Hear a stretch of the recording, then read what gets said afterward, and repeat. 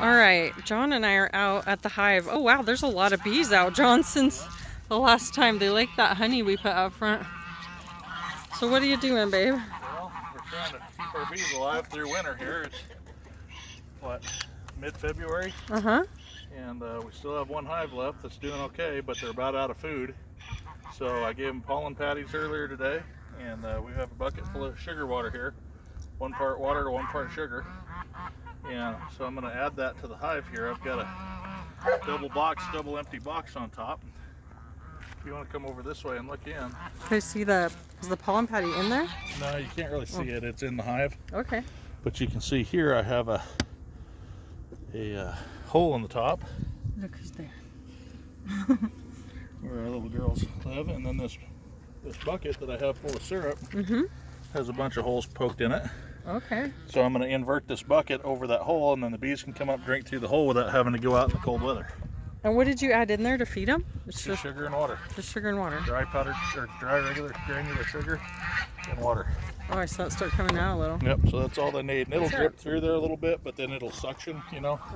It'll create a vacuum, and then they'll have to go actually drink it out of there. So that's really all it takes to feed them. Do it out here in your shorts. I mean, yeah, they're on the other side. Yep. Just keep that block there for when I'm replacing the bucket so they don't build that thing full of comb. Put the lid back on and they're ready to go. And why are there so many out front now? Like they weren't there earlier. Well, it's getting late in the afternoon. Okay. And I was in there just a little bit ago and put the pollen patty in and messed with it a little bit, so it kind of interrupted their routine a little. But it also stimulated them. They're excited. They're like, oh, food's coming, you know. Yay. And then you put the honey on the ground outside so they can smell that, even though they haven't quite found it yet. That's just some spilled honey on that red tin there that we had from left over from a mess from before. So they're just out here working and trying to figure things out. And they know that it's going to rain tomorrow and there's going to be a storm coming and stuff. So they're working overtime trying to make sure everybody gets fed and everything gets handled. Okay. And you always tell me to do the hard things when they're easy. So today, the weather's nice, right? You got a little window. Nice today, and handle stuff while you can, you know. Yep. Speaking of which, I should check this tray.